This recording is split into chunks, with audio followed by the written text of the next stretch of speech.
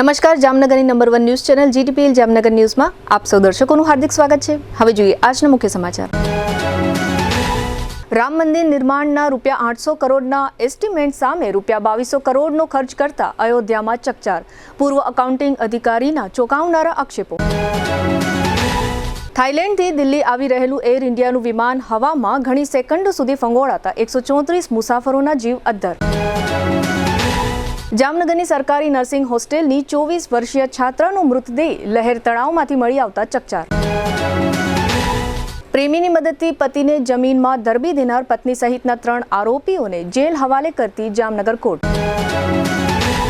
GTPL Jamnagar ન્યૂઝના પ્રાયોજક છે જામનગરના લાલવાડીમાં 3 અને 4 BHKનો ભવ્ય પ્રોજેક્ટ ઓર્ચિડ ગ્રાન્ડ નંબર 1 બાંધકામ અને તમામ ફેસિલિટીથી ભરપૂર। હવે જોઈએ સમાચાર વિગતવાર। અયોધ્યામાં રામ મંદિરનું નિર્માણ ખૂબ જ મોંઘું પડી ગયું છે। રામ મંદિરના અકાઉન્ટ વિભાગના પૂર્વ અધિકારી મહિપાલસિંહે મીડિયા સમક્ષ જણાવ્યું છે કે ટ્રસ્ટની રચના સમયે રામ મંદિર નિર્માણનો અંદાજિત ખર્ચ ₹800 કરોડ આંકવામાં આવ્યો હતો, પરંતુ કેટલાક લોકોને ખાસ પ્રકારનો ફાયદો પહોંચાડવા માટે રામ મંદિરનો નિર્માણ ખર્ચ કુલ ₹2200 કરોડ કરી નાખવામાં આવ્યો છે। મહિપાલસિંહે આ પ્રકારના ચોંકાવનારા આક્ષેપો રામ મંદિર ચોરીની તપાસ કરી રહેલી ખાસ ટુકડી SIT સમક્ષ રજૂ કર્યા છે। આ સાથે જ રામ મંદિર ટ્રસ્ટમાંથી રાજીનામું આપી દેનાર મહાસચિવ ચંપતરાય અને પૂર્વ ટ્રસ્ટી ડોક્ટર અનિલ મિશ્રા પર પણ મહિપાલસિંહે આક્ષેપો કર્યા છે। અત્રે ઉલ્લેખનીય છે કે SITના અગાઉના વડા દ્વારા મહિપાલસિંહને એક ઈમેલ મોકલવામાં આવ્યો હતો, જેમાં જણાવાયું હતું કે તમને આરોપો સંબંધિત પુરાવાઓ રજૂ કરવાની તક આપવામાં આવે છે। આગામી સમયમાં એવું પણ બને કે મહિપાલસિંહનું વિડીયો કોન્ફરન્સિંગ દ્વારા નિવેદન રેકોર્ડ કરવામાં આવે। તેમણે મીડિયા સમક્ષ એવો પણ આરોપ લગાવ્યો છે કે રામ મંદિર ચોરી અંગે તેમને 2021ની સાલથી જાણકારીઓ છે। મહિપાલસિંહે એવી પણ વિગતો જાહેર કરી છે કે રામશંકર યાદવ ઉર્ફે ટીનુની ઉશ્કેરણીથી બેંક કર્મચારીઓ રત્નેશ ચતુર્વેદી અને ગગનદીપ નોટોના મોટા બંડલની ચોરી કરતા હતા। ત્યાર પછીના સમયગાળામાં ટ્રસ્ટમાંથી ડોક્ટર અનિલ મિશ્રાને હટાવી તેમની જગ્યાએ સુભાષ શ્રીવાસ્તવને લેવામાં આવ્યા હતા। ગઈકાલે મહિપાલસિંહે મીડિયા સમક્ષ આ પ્રકારના નિવેદનો આપતા અયોધ્યામાં વધુ એક વખત હલચલ મચી છે।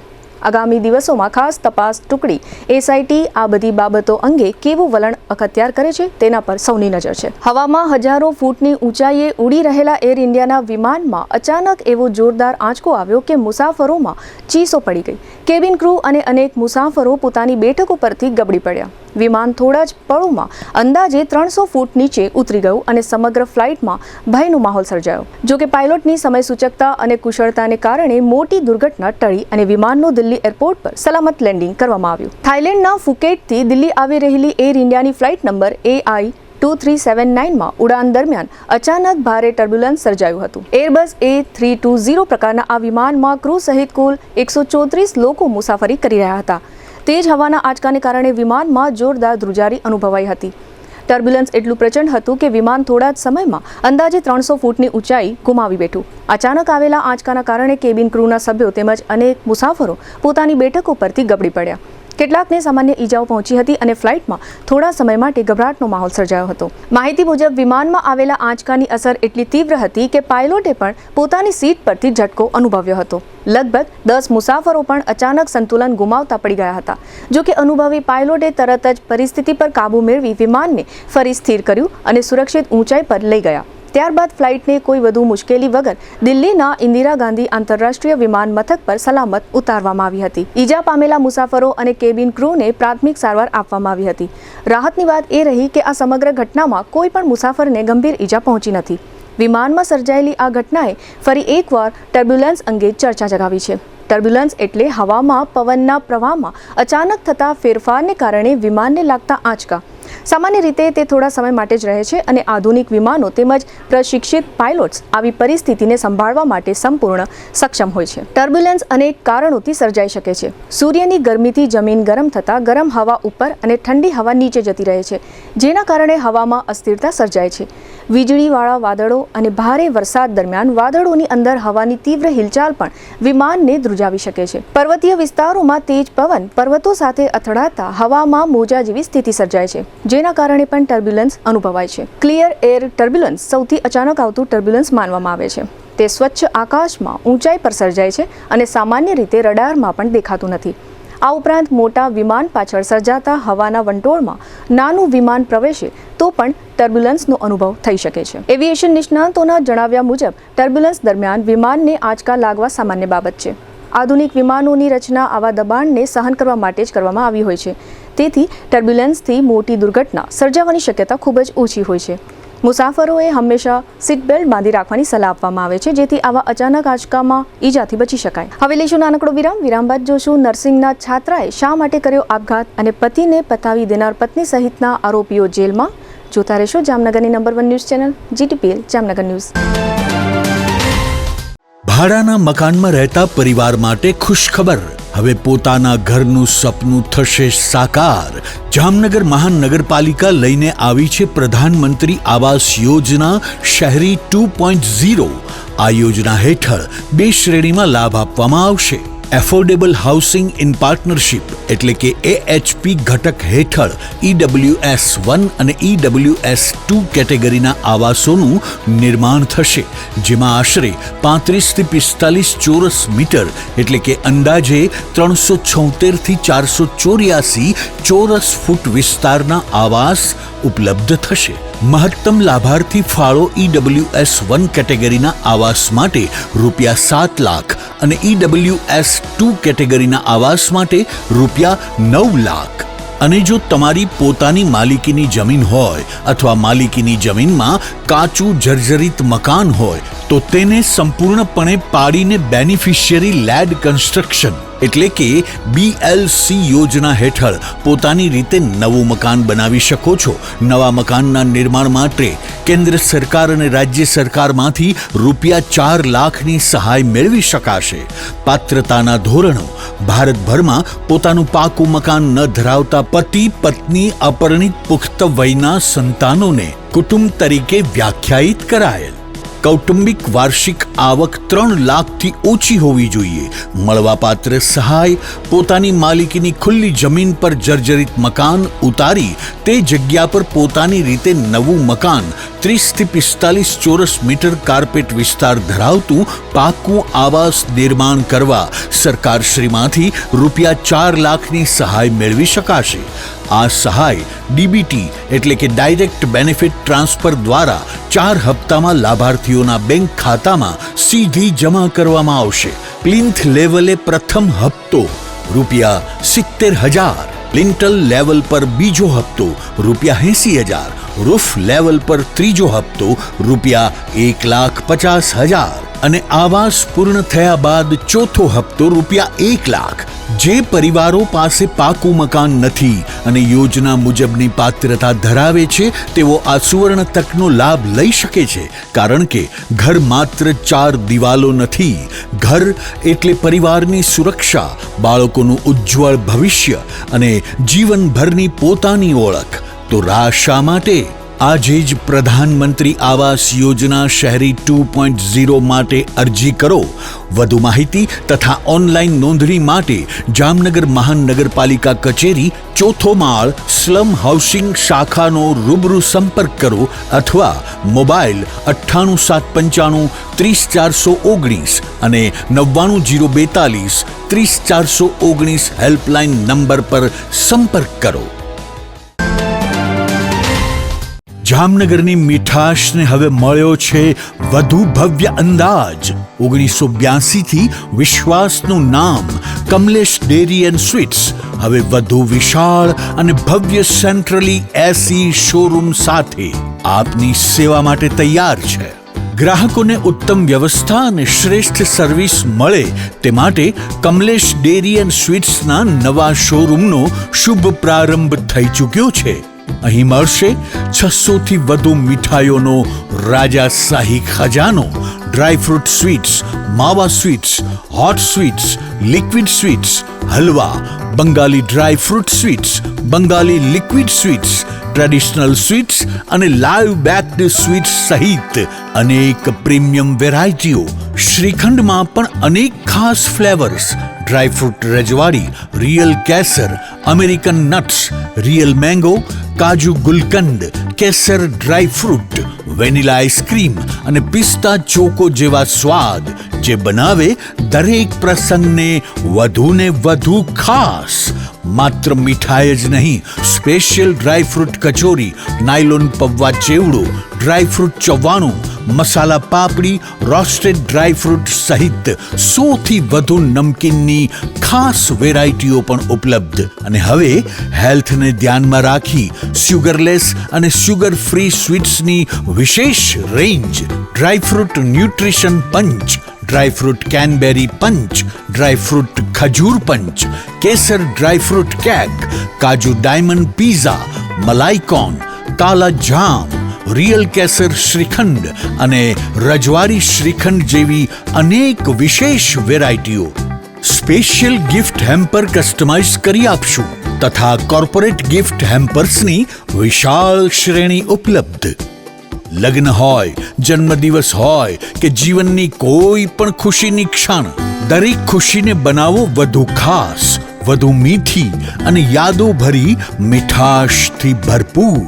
કારણ કે આપના શુભ પ્રસંગને 4 ચાંદ લગાવવા કમલેશ ડેરી એન્ડ સ્વીટ્સ જ કાફી છે. જામનગરના સૌથી મોટા સ્વીટ્સના શોરૂમની આજે જ મુલાકાત લો. Kamlesh dairy and sweets, 54 Digvijay plot, Jamnagar. Mobile 94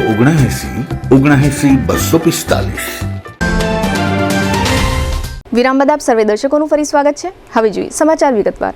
જામનગરમાં ગઈકાલે સોમવારે બપોર બાદ એક હૃદયદ્રાવક ઘટના જાહેર થઈ છે. શહેરની જીજી હોસ્પિટલ પાછળ આવેલી સરકારી નર્સિંગ હોસ્ટેલમાં રહેતી અને નર્સિંગનો અભ્યાસ કરતી દેવભૂમિ દ્વારકા જિલ્લાના કલ્યાણપુર તાલુકાના ચૂર ગામની વતની એવી 24 વર્ષીય વિદ્યાર્થીનીનો મૃતદેહ નાગેડી ગામ નજીકના લહેર તળાવમાંથી મળી આવતા સમગ્ર નર્સિંગ કેમ્પસ અને પરિવાર પર શોકનું મોજું ફરી વળ્યું છે. પોલીસે સમગ્ર મામલે તપાસ શરૂ કરી છે. પોલીસ સમક્ષ જાહેર થયેલી વિગતો અનુસાર કલ્યાણપુર તાલુકાના ચૂર ગામની રહેવાસી 24 વર્ષીય વનિતાબેન દેથરિયા જામનગરની સરકારી નર્સિંગ હોસ્ટેલમાં રહી નર્સિંગનો અભ્યાસ કરતી હતી. ગઈકાલે સોમવારે સવારે આ યુવતી હોસ્ટેલમાંથી બહાર નીકળ્યા બાદ પરત ફરી ન હતી. ત્યારબાદ નાગેડી ગામ પાસે આવેલા લહેર તળાવ વિસ્તારમાં તેણીનો મૃતદેહ મળી આવ્યાનું ગઈકાલે સોમવારે બપોર બાદ જાહેર થયું હતું. આ ઘટના સ્થાનિક પોલીસને જાણ કરવામાં આવી અને પોલીસ તાત્કાલિક સ્થળ પર પહોંચી હતી.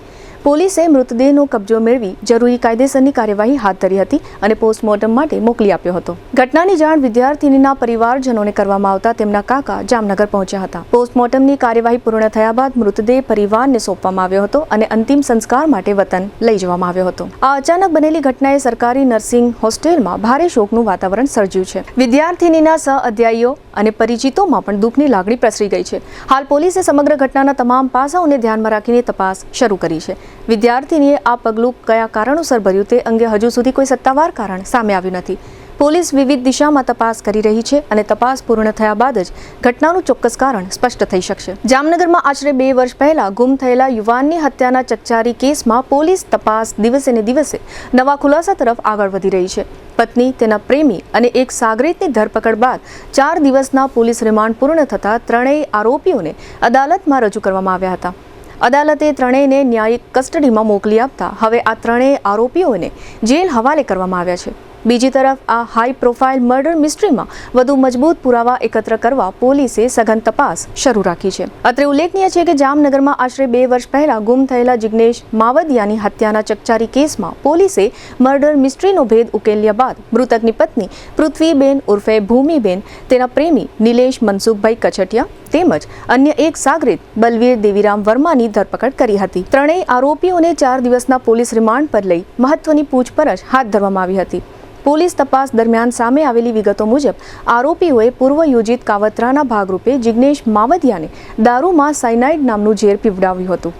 ઝેરી પદાર્થની અસરથી તેનું મોત થયા બાદ મૃતદેહને દરેડ જીઆઈડીસી વિસ્તારમાં આવેલી એક ફેક્ટરીના પરિસરમાં આશરે 12 ફૂટ ઊંડા ખાડામાં દાટી દેવામાં આવ્યો હતો. ત્યારબાદ સમગ્ર ઘટનાને છુપાવવા માટે ગુનાના પુરાવા નષ્ટ કરવાનો પણ પ્રયાસ કરવામાં આવ્યો હોવાનું પોલીસ તપાસમાં સામે આવ્યું છે. 4 દિવસના રિમાન્ડ દરમિયાન પોલીસે આરોપીઓની સઘન પૂછપરછ કરી હતી અને અનેક મહત્વના પુરાવા એકત્ર કરવાની કાર્યવાહી હાથ ધરી હતી. આ દરમિયાન પોલીસ તપાસમાં વધુ કેટલાક મહત્વના મુદ્દાઓ પણ સામે આવી રહ્યા છે. સૂત્રોના જણાવ્યા મુજબ મૃતક જિગ્નેશ માવદિયાના મોબાઈલ ફોન અને સોશિયલ મીડિયા એકાઉન્ટનો ઉપયોગ તેની પત્ની કરતી હતી અને તેના મારફતે સોશિયલ મીડિયા પર રીલ્સ પણ બનાવવામાં આવતી હતી. આ સમગ્ર મુદ્દાની પણ પોલીસે તપાસ શરૂ કરી છે. બીજી તરફ પોલીસે ત્રણેય આરોપીઓના મોબાઈલ ફોનની કોલ ડિટેલ્સ, લોકેશન હિસ્ટ્રી તેમજ સોશિયલ મીડિયા એક્ટિવિટીની ફોરેન્સિક તપાસ શરૂ કરી છે, જેથી હત્યાના કાવતરાની વધુ કડીઓ મળી શકે. સાથે જ તપાસનો મહત્વનો ભાગ એવા સાયનાઇડના સ્ત્રોત સુધી પહોંચવા માટે પણ કાર્યવાહી ચાલી રહી છે. પોલીસે આરોપીઓને જોખમી સાયનાઇડ ઉપલબ્ધ કરાવનાર વ્યક્તિ બલવીરનું સાક્ષી તરીકે નિવેદન નોંધવાની પ્રક્રિયા હાથ ધરી હોવાનું પણ જાણવા મળી રહ્યું છે. પોલીસનું માનવું છે કે ફોરેન્સિક તપાસ, મોબાઈલ ડેટા અને અન્ય વૈજ્ઞાનિક પુરાવાઓના આધારે સમગ્ર કાવતરાની વધુ સ્પષ્ટ હકીકતો બહાર આવી શકે છે. હવે લેશું નાનકડો વિરામ. વિરામ બાદ જોશું ટ્રક બાઇકની ટક્કરમાં એક મોત અને પાક નિષ્ફળ જતા ખેડૂતનો આપઘાત. જોતા રહેશો જામનગરની number 1 news channel GTPL Jamnagar news. Jamnagar હવે બનશે વધુ સ્માર્ટ, વધુ આધુનિક અને વધુ ગ્રીન. જામનગર મહાનગરપાલિકા સંચાલિત જામનગર જનમાર્ગ ફાઉન્ડેશન લઈને આવ્યું છે શહેર માટે નવી ઓળખ, PM ઇલેક્ટ્રિક સિટી બસ સેવા. હવે શહેરમાં દૈનિક મુસાફરી બનશે વધુ આરામદાયક, વધુ સુરક્ષિત અને વધુ સુવિધાજનક. સવારે 6:30 થી રાત્રે 8:30 વાગ્યા સુધી દર અડધા કલાકે ઉપલબ્ધ ઇલેક્ટ્રિક બસ સેવા શહેરના વિવિધ વિસ્તારોને જોડતા 5 મુખ્ય રૂટ સાથે દરબારગઢથી દરેડ, ગોકુલનગરથી Gandhinagar railway station, Hapa railway સ્ટેશનથી ગાંધીનગર રેલવે સ્ટેશન, 7 રસ્તાથી ચેલાગામ અને 7 રસ્તાથી 7 રસ્તા. આખા શહેરને આવરી લેતો સર્ક્યુલર રૂટ. માત્ર ₹5 થી 20 સુધીનું ભાડું અને મુસાફરો માટે ખાસ પાસ સુવિધા. વિદ્યાર્થીઓ માટે ખાસ કિફાયતી પાસ, દૈનિક મુસાફરો માટે જનરલ પાસ, સિનિયર સિટીઝન માટે વિશેષ રાહત અને દિવ્યાંગજનો માટે નિઃશુલ્ક મુસાફરી. વ્હીલચેર ધરાવતા વિકલાંગ પેસેન્જરને બસમાં ચડવા ઉતરવા માટે વિશેષ સુવિધા. આધુનિક સુવિધાઓથી સજ્જ AC બસો, CCTV સુરક્ષા, GPS tracking, online ticketing, WhatsApp chatbot, route mapping અને નજીકના બસ સ્ટોપની માહિતી. હવે શહેરની મુસાફરી થશે સ્માર્ટ, સેફ અને સંપૂર્ણ સુવિધાજનક. આજે જ ડાઉનલોડ કરો Jamnagar Janmarg foundation mobile application અને શહેરની નવી સફરોનો બનો ભાગ. જામનગર જનમાર્ગ ફાઉન્ડેશન, જામનગરની સ્માર્ટ સફરનો વિશ્વાસ. આગ લાગે ત્યારે ગભરાશો નહીં, સમજદારીથી કામ લો. આગ લાગવાની ઘટના કોઈ પણ સમયે બની શકે છે. તમારી અને તમારા પરિવારની સુરક્ષા માટે આ બાબતો હંમેશા યાદ રાખો. એલાર્મ વગાડો, આસપાસના લોકોને ચેતવો, તરત જ 101 પર કોલ કરો અને ફાયર બ્રિગેડને જાણ કરો. ધુમાડો હોય તો જમીનની નજીક રહી અને બહાર નીકળવાનો પ્રયત્ન કરો. લિફ્ટનો ઉપયોગ બિલકુલ ન કરો. હંમેશા સીડીનો ઉપયોગ કરો. આગ લાગેલા વિસ્તારમાં પાછા નહીં જાઓ. ભીડ ન કરો અને ફાયર બ્રિગેડની કામગીરીમાં અવરોધ ન બનો. ચાલો સૌ સાથે મળી આપણા જામનગરને અગ્નિ સુરક્ષિત શહેર બનાવીએ. આગ લાગે ત્યારે તરત કોલ કરો 101. Jamnagar fire and emergency service. તમારી સુરક્ષા અમારી જવાબદારી. જામનગર મહાનગરપાલિકા કચેરી, જામનગર. વિરામ બાદ આપ સર્વે દર્શકોનું ફરી સ્વાગત છે. હવે જોઈએ સમાચાર વિગતવાર. જામનગરના કનસુમરા પાટિયા નજીક હાઈવે પર ગઈ રાત્રે આશરે 8 વાગ્યાના અરસામાં એક ગમખ્વાર માર્ગ અકસ્માત સર્જાયો હતો. ટ્રકની હડફેટે આવતા બાઇક ચાલકનું ઘટના સ્થળે જ કરુણ મોત નીપજ્યું હતું. પ્રાથમિક માહિતી મુજબ અકસ્માત એટલો ભયાનક હતો કે બાઇક ટ્રક સાથે ધડાકાભેર અથડાતા ચાલકને માથાના ભાગે ગંભીર ઈજા પહોંચી હતી. ખોપરી ફાટી જવાના કારણે તેમનું ઘટના સ્થળે જ મોત નીપજ્યું હતું. અકસ્માત બાદ સમગ્ર વિસ્તારમાં અરેરાટીનો માહોલ સર્જાયો હતો અને સ્થાનિક લોકો મોટી સંખ્યામાં ઘટના સ્થળે દોડી આવ્યા હતા. મૃતકની ઓળખ જીવણભાઈ પરબતભાઈ ગઢવી તરીકે થઈ છે અને પોલીસ રેકર્ડ મુજબ તેમની ઉંમર 44 વર્ષની હોવાનું અને તેઓ નીલકમલ સોસાયટીમાં વસવાટ કરતા હોવાનું જાહેર થયું છે. મૃતક જીવણભાઈ મજૂરી કામ કરીને પોતાના પરિવારનું ગુજરાન ચલાવતા હોવાનું જાણવા મળ્યું છે. અકસ્માતની જાણ થતાં જ પંચકોશી B ડિવિઝન પોલીસનો કાફલો તાત્કાલિક ઘટના સ્થળે પહોંચી ગયો હતો. પોલીસે મૃતદેહનો કબજો લઈને પોસ્ટમોર્ટમ સહિતની કાયદેસરની કાર્યવાહી હાથ ધરી હતી.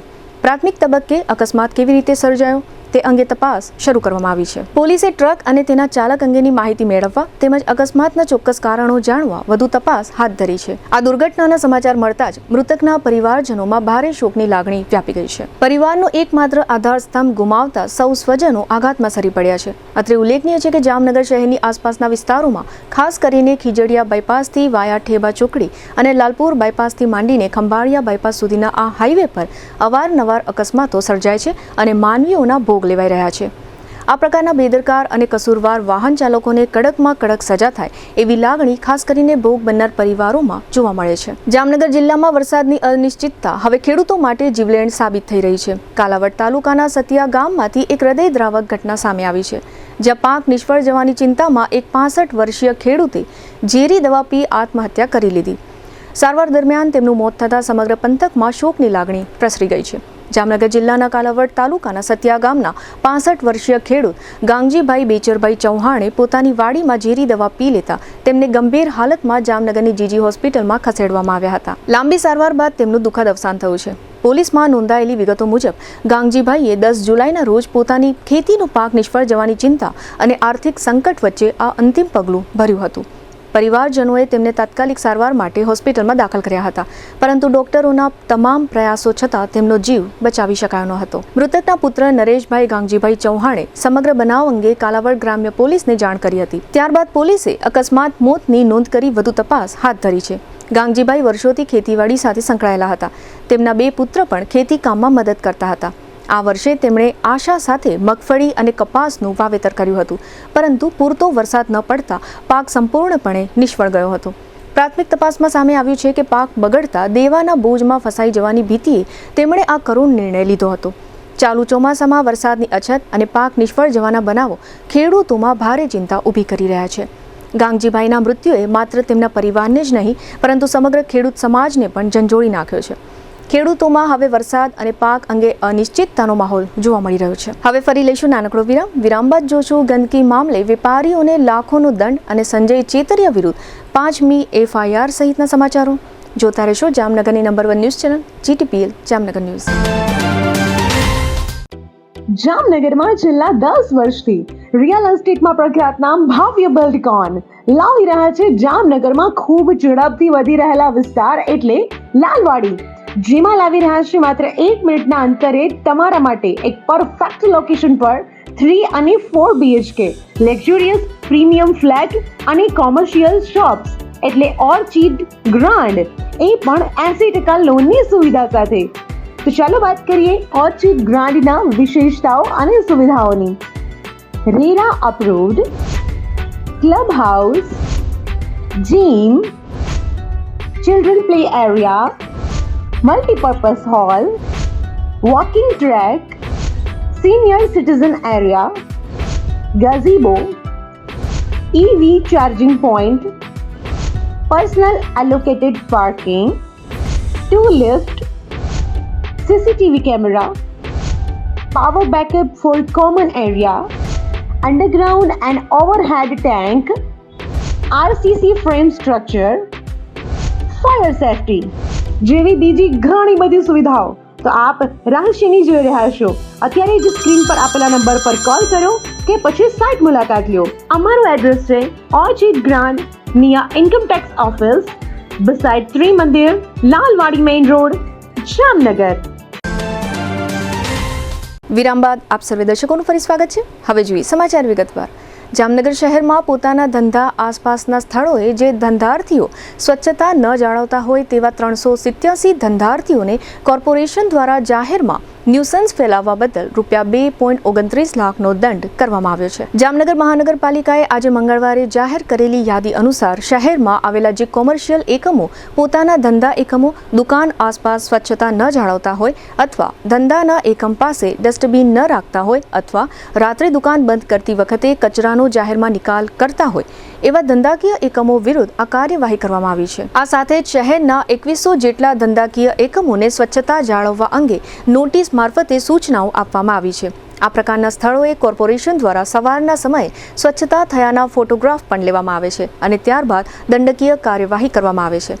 કોર્પોરેશને વધુમાં જણાવ્યું છે કે આવા ધંધાર્થીઓએ કચરાનો નિકાલ ડસ્ટબિન મારફતે ગાર્બેજ કલેક્શન વાહનમાં જ કરવાનો રહેશે અને એ રીતે નગરજનોની સુખાકારી જાળવવા માટે કોર્પોરેશનને સહયોગ આપવાનો રહેશે. સ્વચ્છતા જાળવવામાં જે ધંધાકીય એકમો ઊણા ઉતરશે તેમને દંડ કરવામાં આવશે. આ સમગ્ર વિષય અંગે સોલિડ વેસ્ટ મેનેજમેન્ટ વિભાગના કંટ્રોલિંગ અધિકારી અને આસિસ્ટન્ટ કમિશનર મુકેશ વરણવાએ આપેલી વિગતો પ્રસ્તુત છે. શહેરમાં આવેલ કોમર્શિયલ એકમો જેવા કે દુકાનો છે, પાનની દુકાનો છે, ચાની દુકાનો છે, રેકડી કેબિનો છે, જે લોકો દ્વારા ડસ્ટબિન રાખવામાં આવતા નથી અથવા તો ડસ્ટબિનની અંદર કચરો નાખવામાં આવતો નથી. દુકાનો દ્વારા રાત્રિ દરમિયાન જ્યારે બંધ કરવામાં આવે ત્યારે કચરો છે રોડ ઉપર ફેંકી દેવામાં આવતો હોય છે. સવારે સફાઈ થઈ ગયા બાદ દુકાનો ખુલે ત્યારે એ દુકાનો દ્વારા કચરો સાફ કરી સીધો રોડ ઉપર નાખવામાં આવતો હોય છે. આવા લોકોને આવું ન કરવા, ડસ્ટબિન રાખવા, ડસ્ટબિનમાં જ કચરો નાખવા તેમજ આજુબાજુની સફાઈ જળવાઈ રહે, ડોર ટુ ડોરની ગાડીમાં જ કચરો આપવા તે બાબતની લેખિતમાં નોટિસ આપી જાણ કરવામાં આવેલી હતી. ત્યારબાદ પણ તે લોકો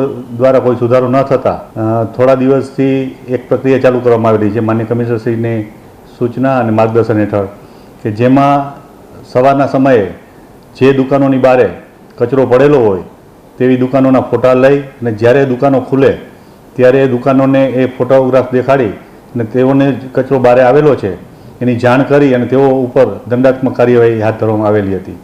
જે જોઈએ તો આવી નોટિસો છે એ 2100 ઉપરાંતની નોટિસો છેલ્લા 15 દિવસમાં આપવામાં આવેલી છે. એ ઉપરાંત 387 જેવા લોકો ઉપર દંડાત્મક કાર્યવાહી કરી અને 2,29,000 જેવો દંડ વસૂલ કરવામાં આવેલો છે. એટલે લોકોને અને જે દુકાનદારો છે કે જે કોમર્શિયલ એકમો છે તેઓને ફરી જણાવવામાં આવે છે કે તેઓ દ્વારા જે કચરો છે એ ડોર ટુ ડોરની ગાડીમાં જ આપવામાં આવે, તેમજ ડસ્ટબિન રાખવામાં આવે, આજુબાજુની સફાઈ જાળવવામાં આવે, સવારે સફાઈ કર્યા બાદ કચરો સીધો રોડ ઉપર ન નાખી અને પોતાના ડસ્ટબિનમાં જ રાખે. રાત્રે પણ જ્યારે દુકાનને બંધ કરે છે ત્યારે પણ જે કચરો છે એ પોતાના ડસ્ટબિનમાં અંદર જ રાખે અને સવારે જ્યારે ડોર ટુ ડોરની ગાડી આવે ત્યારે તેમાં જ નાખે તો એ તેઓ માટે અને શહેર માટે પણ વધુ સારું રહેશે. અને જો તેમ કરવામાં નહીં આવે તો હાલે જે પ્રક્રિયા છે એ પ્રક્રિયા સતત ચાલુ રહેશે અને તે વધુ વેગથી પણ ચાલુ રાખવામાં આવશે. જામનગરના નવરાત્રી આયોજન સાથે સંકળાયેલા સંજય ચેતરિયા સામે વધુ એક પોલીસ ફરિયાદ નોંધાતા ભારે ચકચાર મચી ગઈ છે. આ નવી ફરિયાદ સાથે તેમની સામે નોંધાયેલી પોલીસ ફરિયાદોની સંખ્યા હવે 5 પર પહોંચી છે. અગાઉના કેસમાં તેમની ધરપકડ કરીને પોલીસ રિમાન્ડ પર પૂછપરછ ચાલી રહી છે. ત્યારે હવે હાપા માર્કેટિંગ યાર્ડના એક વેપારીએ ધમકી આપી લાખો રૂપિયા પડાવી લીધાનો ગંભીર આક્ષેપ કરતા પંચકોશી એ પોલીસ સ્ટેશનમાં નવી ફરિયાદ નોંધાવી છે. પંચકોશી એ પોલીસ સ્ટેશનમાં નોંધાયેલી ફરિયાદ મુજબ મૂળ મીઠાપુરના વતની અને હાલ જામનગરના રંજીતસાગર રોડ પટેલ પાર્ક શેરી નંબર 7 ખાતે રહેતા તેમજ હાપા માર્કેટિંગ યાર્ડમાં વેપાર કરતા નયન સુરેશભાઈ ભાયાણીએ સંજય ચેતરિયા, દીપકભાઈ અને તપાસમાં ખુલતા અન્ય શખ્સો સામે ફરિયાદ નોંધાવી છે. ફરિયાદ મુજબ 29 એપ્રિલ 2026ના રોજ સવારે આશરે 10 વાગ્યાના સમયે હાપા વેરહાઉસ પાછળ આવેલા શ્રીજી ઇન્ડસ્ટ્રીઝ એસ્ટેટના પ્લોટ નંબર 27 સ્થિત તેમના ગોડાઉન પર આરોપીઓ પહોંચ્યા હતા. ત્યાં બોલેરો વાહનમાં ભરેલા સસ્તા અનાજના ઘઉંનો વિડીયો ઉતારી પુરવઠા વિભાગમાં પકડાવી દેવાની તેમજ તે વિડીયો સનાતન સત્ય સમાચાર નામની યુટ્યુબ ચેનલ પર અપલોડ કરીને વેપાર ધંધો બંધ કરાવી દેવાની ધમકી આપી હોવાનો ફરિયાદમાં આક્ષેપ કરવામાં આવ્યો છે. ફરિયાદમાં વધુમાં જણાવાયું છે કે વેપાર ચાલુ રાખવો હોય તો પૈસા આપવા પડશે તેવી માંગણી કરવામાં આવી હતી. મોબાઈલ ફોન અને વોટ્સએપ કોલ મારફતે સતત ધમકીઓ આપવામાં આવી હતી તેમજ બદનામ કરવાની ધમકી પણ આપવામાં આવી હોવાનો આક્ષેપ છે. ફરિયાદીનો વધુ આક્ષેપ છે કે સંજય ચેતરિયાએ તેમને મૃત્યુનો ભય બતાવી પોતાના સાથીદાર દીપકભાઈને મોકલી બળજબરીપૂર્વક 3 લાખ રૂપિયા પડાવ્યા હતા. ત્યારબાદ વધુ 2 લાખ રૂપિયાની માંગણી કરીને સતત ધમકી આપવામાં આવતી રહી હતી. ફરિયાદ મુજબ આ સમગ્ર કૃત્ય પૂર્વયોજિત કાવતરાના ભાગરૂપે કરવામાં આવ્યું હતું. આ ફરિયાદના આધારે પંચકોશી એ પોલીસ સ્ટેશનમાં ભારતીય ન્યાય સંહિતાની વિવિધ કલમો હેઠળ ગુનો નોંધવામાં આવ્યો છે અને પંચકોશી એના પીઆઈ MN શેખ દ્વારા સમગ્ર મામલે વધુ તપાસ હાથ ધરવામાં આવી છે. ઉલ્લેખનીય છે કે સંજય ચેતરિયા સામે આ પહેલા CTA, CTB અને પંચકોશી B પોલીસ સ્ટેશનોમાં મળી કુલ 4 ફરિયાદો નોંધાઈ ચૂકી છે. તે પૈકીના એક કેસમાં પંચકોશી B પોલીસે તેમની ધરપકડ કરીને રિમાન્ડ પર લઈ પૂછપરછ શરૂ કરી છે. હવે પંચકોશી એ પોલીસ સ્ટેશનમાં નોંધાયેલી આ નવી ફરિયાદ સાથે સંજય ચેતરિયા સામે નોંધાયેલી ફરિયાદોની સંખ્યા 5 થઈ ગઈ છે. આ સમગ્ર પ્રકરણને લઈને શહેરમાં ભારે ચર્ચા જાગી છે. જ્યારે પોલીસ તમામ ફરિયાદોના આધારે પુરાવા એકત્ર કરી વધુ તપાસ આગળ ધપાવી રહી છે. જામનગરમાં સાયબર ગુનાઓ સામે પોલીસની કામગીરીના પરિણામો હવે આંકડાઓમાં પણ સ્પષ્ટ જોવા મળી રહ્યા છે. છેલ્લા 3 વર્ષના સાયબર ક્રાઇમ પોલીસ સ્ટેશનના વાર્ષિક અહેવાલ મુજબ ઓનલાઈન છેતરપિંડીના ગુનાઓમાં નોંધપાત્ર ઘટાડો નોંધાયો છે. એટલું જ નહીં, ફ્રોડનો ભોગ બનેલા નાગરિકોને કરોડો રૂપિયાની રકમ પરત અપાવવાની પ્રક્રિયામાં પણ નોંધપાત્ર સફળતા મળી છે. સાથે જ સાયબર ગુનાઓમાં સંડોવાયેલા 86 આરોપીઓને ઝડપી જેલ હવાલે કરવામાં આવ્યા છે. Jamnagar cyber crime police station દ્વારા છેલ્લા 3 વર્ષ દરમિયાન નોંધાયેલા સાયબર ગુનાઓ, નાણાકીય રિકવરી અને આરોપીઓ સામે કરાયેલી કાર્યવાહીનો વાર્ષિક અહેવાલ જાહેર કરવામાં આવ્યો છે. અહેવાલ મુજબ સતત વધેલી તકેદારી, આધુનિક ટેકનોલોજીનો ઉપયોગ અને ત્વરિત કાર્યવાહીના કારણે જામનગર જિલ્લામાં ઓનલાઈન ફ્રોડ અને સાયબર છેતરપિંડીના બનાવોમાં નોંધપાત્ર ઘટાડો જોવા મળ્યો છે.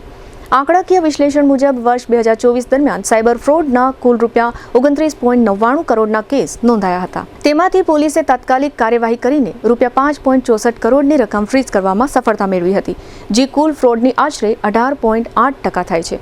જો કે તે વર્ષે માત્ર રૂપિયા 2.58 કરોડ એટલે કે આશરે 8.6% રકમ જ પીડિતોને રિફંડ તરીકે પરત અપાવી શકાઈ હતી. પરંતુ વર્ષ 2025 દરમિયાન સાયબર પોલીસની કામગીરીમાં નોંધપાત્ર સુધારો જોવા મળ્યો. આ વર્ષે સાયબર ફ્રોડની કુલ રકમ ઘટીને રૂપિયા 5.74 કરોડ સુધી આવી ગઈ હતી, જેમાંથી રૂપિયા 1.95 કરોડ એટલે કે આશરે 33.9% રકમ સફળતાપૂર્વક અરજદારોને પરત કરવામાં આવી હતી, જ્યારે રૂપિયા 99.37 લાખની રકમ એટલે કે આશરે 17.3% રકમ સમયસર ફ્રીઝ કરવામાં આવી હતી. ચાલુ વર્ષ 2026માં અત્યાર સુધી એટલે કે છેલ્લા 7 મહિનામાં રૂપિયા 3.53 કરોડના સાયબર ફ્રોડના કેસ નોંધાયા છે. તેમાંથી પોલીસે તાત્કાલિક કાર્યવાહી કરીને રૂપિયા 78.54 લાખની રકમ એટલે કે 22.3% ફ્રીઝ કરી છે. ઉપરાંત રૂપિયા 84.40 લાખ એટલે કે કુલ ફ્રોડની આશરે 23.9% રકમ પીડિતોને સફળતાપૂર્વક પરત અપાવવામાં આવી છે. પોલીસના વાર્ષિક અહેવાલ મુજબ 3 સપ્ટેમ્બર 2024 થી લઈને વર્ષ 2026 સુધીના સમયગાળામાં કુલ 27 સાયબર ગુનાઓ નોંધાયા છે. તેમાંથી 24 કેસોમાં તપાસ પૂર્ણ કરીને કોર્ટમાં ચાર્જશીટ રજૂ કરવામાં આવી છે. આ 3 વર્ષ દરમિયાન જામનગર સાયબર પોલીસે કુલ 86 આરોપીઓની અટકાયત અને ધરપકડ કરીને જેલ હવાલે કર્યા છે. આરોપીઓ સામે પુરાવા આધારિત કાયદેસરની કાર્યવાહી હાથ ધરવામાં આવી છે. ડિટેક્શનના મામલે પણ જામનગર સાયબર પોલીસનું પ્રદર્શન નોંધપાત્ર રહ્યું છે. વર્ષ 2024માં નોંધાયેલા 3 કેસ અને વર્ષ 2025માં નોંધાયેલા તમામ 15 કેસોનો ભેદ ઉકેલીને પોલીસે 100% ડિટેક્શન રેટ હાંસલ કર્યો હતો. જ્યારે વર્ષ 2026માં અત્યાર સુધી નોંધાયેલા 9 કેસોમાંથી 6 કેસમાં ચાર્જશીટ દાખલ થઈ ચૂકી છે અને 31 આરોપીઓની ધરપકડ કરવામાં આવી છે. હાલ બાકીના 3 કેસમાં તપાસ ચાલુ છે અને પોલીસ દ્વારા વધુ પુરાવા એકત્ર કરવાની કાર્યવાહી હાથ ધરવામાં આવી રહી છે. સાયબર ક્રાઇમ પોલીસનું કહેવું છે કે ઓનલાઈન છેતરપિંડી સામે લોકોમાં જાગૃતિ લાવવાના પ્રયાસો, ફરિયાદ મળતાની સાથે જ બેંક ખાતા ફ્રીઝ કરવાની ઝડપી કાર્યવાહી અને ટેકનિકલ તપાસના કારણે સાયબર ગુનાઓ પર નિયંત્રણ લાવવામાં મહત્વપૂર્ણ સફળતા મળી રહી છે. જામનગર મહાનગરપાલિકાના ફૂડ વિભાગ દ્વારા શહેરના જુદા જુદા વિસ્તારોમાં ખાણીપીણીની ચીજોની ક્વોલિટી તથા સ્વચ્છતા અંગે ચેકિંગ કામગીરી કરવામાં આવી હતી. ફૂડ વિભાગના સેફ્ટી ઓફિસર નિલેશ જાસોલિયાના જણાવ્યા પ્રમાણે અલગ અલગ 38 જગ્યાઓ પર તપાસ કરવામાં આવી હતી. આ ચેકિંગ દરમિયાન અખાદ્ય ખોરાકના કુલ 171 કિલોગ્રામ જથ્થાનો નાશ કરવામાં આવ્યો છે. આ ઉપરાંત પ્રતિબંધિત પ્રિન્ટેડ કાગળોની પસ્તીનો ઉપયોગ જે ધંધાર્થીઓ દ્વારા કરવામાં આવતો હતો, ત્યાં ચેકિંગ કરીને આવી 53 કિલો પ્રિન્ટેડ કાગળોની પસ્તીનો નાશ કરવામાં આવ્યો છે. વિવિધ ધંધાર્થીઓને ત્યાં ખાણીપીણીના ઉપયોગમાં લેવામાં આવતા તેલ, મરચું તથા ધાણાજીરું વગેરે અંગે સૂચનાઓ આપવામાં આવી છે અને નમૂનાઓ પણ લેવામાં આવ્યા છે. બરફના કારખાનાઓમાંથી પણ પાણીના નમૂનાઓ લેવામાં આવ્યા છે અને તેમાં બેક્ટેરિયા અંગેના પરીક્ષણ માટે નમૂનાઓ લેબોરેટરીમાં મોકલવામાં આવ્યા છે. ફૂડ વિભાગના ફૂડ સેફ્ટી ઓફિસર નિલેશ જાસોલિયાએ આ ચેકિંગ કામગીરીઓ અંગે આપેલી ટૂંકી વિગતો પ્રસ્તુત છે.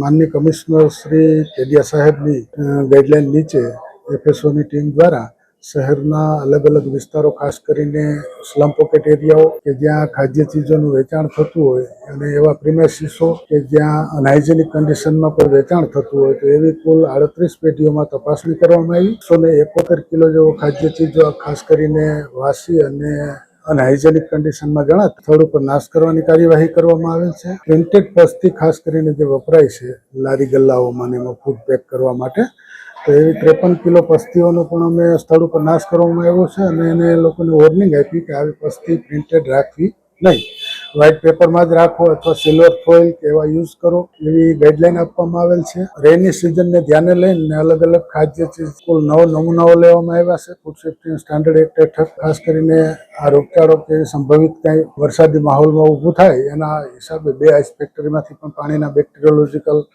નમૂનાઓ તપાસણી અર્થે મોકલવાની કાર્યવાહી કરવામાં આવી છે અને આ કામગીરી અમારી ઇનોવેશન માટે સતત ચાલુ રહેશે. જામનગરમાં જુલાઈ માસ દરમિયાન ગુનાખોરીનો ગ્રાફ ચિંતાજનક રીતે ઉંચકાયો છે. હત્યાના પ્રયાસ, ચોરી, વિશ્વાસઘાત, છેતરપિંડી અને લૂંટ જેવા ગંભીર ગુનાઓના અનેક બનાવો પોલીસ ચોપડે નોંધાતા શહેરની કાયદો અને વ્યવસ્થાને લઈને સવાલો ઊભા થયા છે. જો કે બીજી તરફ પોલીસે મોટાભાગના ગંભીર ગુનાઓનો ભેદ ઉકેલી આરોપીઓને કાયદાના સંકજામાં લીધા હોવાનું પણ સામે આવ્યું છે.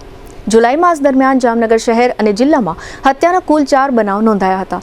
પ્રથમ બનાવ 3 જુલાઈના રોજ ખેતીવાડી વિસ્તારની ઇન્દિરા કોલોનીમાં બન્યો હતો, જ્યાં કરણ વાઘેલા પર 2 શખ્સોએ જીવલેણ હુમલો કરી તેની હત્યા કરી હતી. ત્યારબાદ 17 જુલાઈના રોજ ગોકુલનગર વિસ્તારમાં ગાળો બોલવાના મુદ્દે થયેલી લોહિયાળ અથડામણમાં એક યુવાનની કરપીણ હત્યા કરવામાં આવી હતી. 24 જુલાઈના રોજ શહેરના મહાપ્રભુજીની બેઠક નજીક રાજમોતી સોસાયટીમાં ગૃહ કલહે લોહિયાળ સ્વરૂપ ધારણ કર્યું હતું. લગ્નના માત્ર 5 મહિનામાં જ પતિએ પત્નીના ગળા અને માથાના ભાગે દાતરડાના ઘા ઝીંકી તેની હત્યા કરી દેતા સમગ્ર વિસ્તારમાં હાહાકાર મચી ગયો હતો. જુલાઈ મહિનાની સૌથી વધુ ચર્ચાસ્પદ ઘટના 2 વર્ષ જૂના બ્લાઇન્ડ મર્ડર કેસનો ભેદ ઉકેલાવાની રહી હતી. પોલીસ તપાસમાં ખુલાસો થયો કે મૃતકની પત્નીએ પોતાના પ્રેમી અને અન્ય એક સાગરીત સાથે મળી પૂર્વયોજિત રીતે હત્યા કરી મૃતદેહને દાટી દીધો હતો. પોલીસે માનવ કંકાલના અવશેષો કબજે કરી પોસ્ટમોર્ટમ અને FSL તપાસ માટે મોકલ્યા છે. આ કેસમાં મૃતકની પત્ની, તેનો પ્રેમી અને એક સાથીદાર સામે ગુનો નોંધી ત્રણેયની ધરપકડ કરવામાં આવી છે. આમ જુલાઈ દરમિયાન નોંધાયેલા 4 હત્યાના કેસોમાં પોલીસે આરોપીઓને ઝડપી કાયદાના સકંજામાં લઈ કેસનો ભેદ ઉકેલી લીધો છે. હત્યાના પ્રયાસના પણ 4 બનાવો નોંધાયા હતા. ધરારનગર, ટીટોડી વાડી સિલ્વર સોસાયટી, મુંગણી ગામ અને જામવાડી વિસ્તારમાં જીવલેણ હુમલાની અલગ અલગ ઘટનાઓ પોલીસ ચોપડે નોંધાઈ હતી. ચોરીના બનાવોની વાત કરીએ તો જુલાઈ માસ દરમિયાન કુલ 13 ચોરીના બનાવો સામે આવ્યા હતા. શહેરના માધવબાગ એક વિસ્તારમાં આવેલા માધેશ્વર મહાદેવ મંદિરમાં દાનપેટી તોડી રોકડની ચોરી કરવામાં આવી હતી. મહાવીરનગર વિસ્તારમાં JMCના મહિલા સફાઈ કર્મચારીના મકાનમાંથી ₹2.77 લાખના દાગીનાની ચોરી થઈ હતી. જ્યારે પટેલ કોલોનીમાં એકલા રહેતા વૃદ્ધાના મકાનમાંથી ₹1.29 લાખના દાગીના ચોરાઈ ગયા હતા. લાલપુરના જોગવડ ગામના સ્મશાનમાંથી અગ્નિદાહ માટેના લોખંડના ખાટલાની ચોરી, નાનકપુરી રોડ પરની હોટેલમાંથી ₹95,000ની રોકડની ચોરી, બેડીગેટ વિસ્તારની ટાઇલ્સની દુકાનમાંથી રોકડની ચોરી તેમજ ખાવડી ખાતે હોસ્પિટાલિટી સર્વિસીસની ઓફિસમાંથી લેપટોપની ચોરી પણ નોંધાઈ હતી. આ ઉપરાંત ચંદ્રાગા ગામના 3 પૌરાણિક મંદિરોમાં ચોરી, શહેરમાં મંડપ સર્વિસના ગોડાઉનમાંથી ₹1.85 લાખની માલમત્તાની ચોરી, લાલપુરના મેકપર ગામે રહેણાંક મકાનમાંથી ₹50,000ના સોનાના દાગીના, જામજોધપુરના ગીંગણી રોડ પર આવેલા બિયારણ ઉત્પાદન એકમમાંથી ₹1.80 લાખની ચોરી, કાલાવડમાં વાહનની ડીકીમાંથી ₹1.22 લાખની રોકડ, નાગેડીના કારખાનામાં ચોરી તેમજ ગોવાડા અને હરિપર મેવાસા ગામની પવનચક્કીઓમાંથી કુલ ₹71,000ના કોપર કેબલની ચોરીના બનાવો પણ નોંધાયા હતા. વિશ્વાસઘાત અને આર્થિક ગુનાઓમાં પણ વધારો નોંધાયો છે. જુલાઈ દરમિયાન વિશ્વાસઘાતના કુલ 7 કેસ નોંધાયા હતા. ગણેશ ફળીના વેપારી પાસેથી તેમની દીકરીના આશરે ₹5 લાખના દાગીના સાચવવાના બહાને લઈ પરત ન આપવાનો કેસ, વિધવા સહાય અપાવવાના બહાને એક મહિલાએ DTH ટેકનિશિયન પાસેથી ₹17.13 લાખ પડાવી લીધાનો કેસ, જામ ધર્માદા ટ્રસ્ટમાં પગાર બિલમાં ગોટાળા કરી ₹18.30 લાખના વિશ્વાસઘાતનો કેસ તેમજ નવરાત્રિના આયોજક સામે નોંધાયેલી 4 અલગ અલગ ફરિયાદો સહિત કુલ 7 વિશ્વાસઘાતના ગુનાઓ નોંધાયા હતા. છેતરપિંડીના ગુનામાં બ્રાસ પાર્ટ્સના વેપારી સાથે ₹4.44 કરોડની છેતરપિંડીની એક ફરિયાદ નોંધાઈ હતી. જ્યારે લૂંટના એક બનાવમાં એપ મારફતે સંપર્કમાં આવેલા શખ્સે એક યુવાનને મળવા બોલાવી તેનું અપહરણ કર્યું. ત્યારબાદ મારપીટ કરી ધમકી આપી મોબાઈલ ફોન, રોકડ અને અન્ય વસ્તુઓ સહિત કુલ ₹74,000ની લૂંટ ચલાવી હોવાનું પોલીસ ફરિયાદમાં નોંધાયું છે. જુલાઈ મહિનાના આ સમગ્ર ક્રાઇમ આંકડાઓ દર્શાવે છે કે ગંભીર ગુનાઓમાં વધારો નોંધાયો છે. જો કે બીજી તરફ જામનગર પોલીસે ખાસ કરીને હત્યા જેવા ગંભીર કેસોમાં ઝડપી તપાસ કરીને આરોપીઓને ઝડપી પાડવામાં સફળતા મેળવી છે. દેવભૂમિ દ્વારકા જિલ્લાના મુખ્ય મથક ખંભાળિયામાં સરકારી હોસ્પિટલ નજીક પ્રાર્થના ફાઉન્ડેશન નામની સેવાકીય સંસ્થાના કાર્યાલયનું આમ આદમી પાર્ટીના પ્રદેશ પ્રમુખ ઈશુદાન ગઢવીના હસ્તે ઉદ્ઘાટન કરવામાં આવ્યું છે. આ કાર્યાલયના ઉદ્ઘાટન સમયે રક્તદાન કેમ્પનું પણ આયોજન કરવામાં આવ્યું હતું. આ કેમ્પના ઉદ્ઘાટનમાં સ્થાનિક સંતો, મહંતો વગેરે ઉપસ્થિત રહ્યા હતા. પ્રાર્થના ફાઉન્ડેશન દેવભૂમિ દ્વારકા જિલ્લાના દર્દીઓ માટે રક્તની જરૂરિયાતથી માંડીને વ્હીલચેર સહિતના આરોગ્ય વિષયક સાધનો ઉપલબ્ધ કરાવશે એમ ઈશુદાન ગઢવીએ જણાવ્યું હતું. આ ઉપરાંત તેઓએ કહ્યું હતું કે જામનગરની જીજી હોસ્પિટલ તથા અમદાવાદની સિવિલ હોસ્પિટલમાં પણ દેવભૂમિ દ્વારકા જિલ્લામાં કોઈ પણ દર્દીઓ માટે ક્યાંય ભલામણ સહિતના માર્ગદર્શન મદદની જરૂર હશે તો પ્રાર્થના ફાઉન્ડેશન દ્વારા આ સેવાકીય કામગીરી કરી આપવામાં આવશે. પ્રાર્થના ફાઉન્ડેશનની કામગીરીઓ અંગે ઈશુદાન ગઢવીએ આપેલી વિગતો પ્રસ્તુત છે. આજે જામ ખંભાળિયામાં અમારું જે પ્રાર્થના ફાઉન્ડેશન સમાજ સેવા માટે ચાલે છે એ પ્રાર્થના ફાઉન્ડેશનનો વિસ્તાર કરીને આજે ખંભાળિયા સિવિલ હોસ્પિટલની સામે એક કાર્યાલયનું ઓપનિંગ કર્યું છે. પ્રાર્થના ફાઉન્ડેશન દર્દીઓ, ગરીબ દર્દીઓ હોય, મધ્યમ વર્ગના દર્દીઓ હોય, કોઈ દર્દીઓને લોહીની જરૂર હોય, કોઈને સાધનોની જરૂર હોય, કોઈને પલંગની જરૂર હોય, કોઈને બેડની ગાદલાની જરૂર હોય, વ્હીલચેરની જરૂર હોય તો આ પ્રાર્થના ફાઉન્ડેશન પૂરું પાડશે. હું તમામ દ્વારકાવાસીઓને પણ વિનંતી કરીશ કે આપ સૌ અહીંયા મુલાકાત લઈ અને જ્યાં જરૂર પડે પ્રાર્થના ફાઉન્ડેશન તમારી સાથે તમને મદદ કરશે. અને આમાં આખો દ્વારકા જિલ્લો જોડાયો છે એનો મને ખૂબ આનંદ છે. આજે ખંભાળિયામાંથી વિવિધ સમાજના આગેવાનો છે, ભુવાતાઓ છે, સંતો મહંતો છે, એમણે પણ આ કાર્યમાં બિરદાવી ના કાર્યમાં સહયોગ આપ્યો છે. હું એ સૌનો પણ આભાર માનું છું.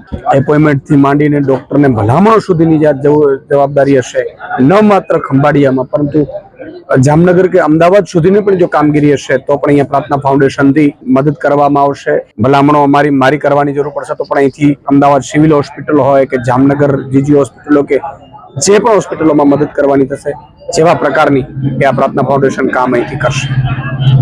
આ પ્રસંગે આજે એક મેગા રક્તદાન કેમ્પનું પણ આયોજન કરવામાં આવ્યું છે જેથી કરીને જે જરૂરિયાતમંદ દર્દીઓ છે એને લોહી મળી રહે, લોહીની બોટલો મળી રહે. તો આ શુભ પ્રસંગે આજે ખૂબ બધા લોકોએ સહયોગ આપ્યો છે. મને આનંદ છે કે આ એક સમાજ સેવાના કામમાં તમામ વર્ગ, તમામ લોકો જોડાયા. GTPL જામનગર ન્યૂઝના પ્રાયોજક હતા. જામનગરના લાલવાડીમાં 3 અને 4 BHK નો ભવ્ય પ્રોજેક્ટ, ઓર્ચિડ ગ્રાન્ડ, નંબર 1 બાંધકામ અને તમામ ફેસિલિટીથી ભરપૂર.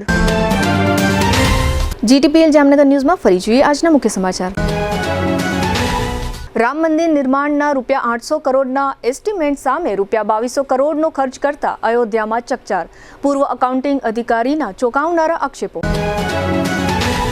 થાઇલેન્ડથી દિલ્હી આવી રહેલું એર ઇન્ડિયાનું વિમાન હવામાં ઘણી સેકન્ડો સુધી ફંગોળાતા 134 મુસાફરોના જીવ અદ્ધર. જામનગરની સરકારી નર્સિંગ હોસ્ટેલની 24 વર્ષીય છાત્રાનો મૃતદેહ લહેર તળાવમાંથી મળી આવતા ચકચાર. પ્રેમીની મદદથી પતિને જમીનમાં દરબી દેનાર પત્ની સહિતના 3 આરોપીઓને જેલ હવાલે કરતી જામનગર કોર્ટ. આજના સમાચાર પૂર્ણ થયા. ફરી મળીશું આવતીકાલે GTPL જામનગર ન્યૂઝમાં. ત્યાં સુધી અમારી ટીમને રજા આપશો. નમસ્કાર.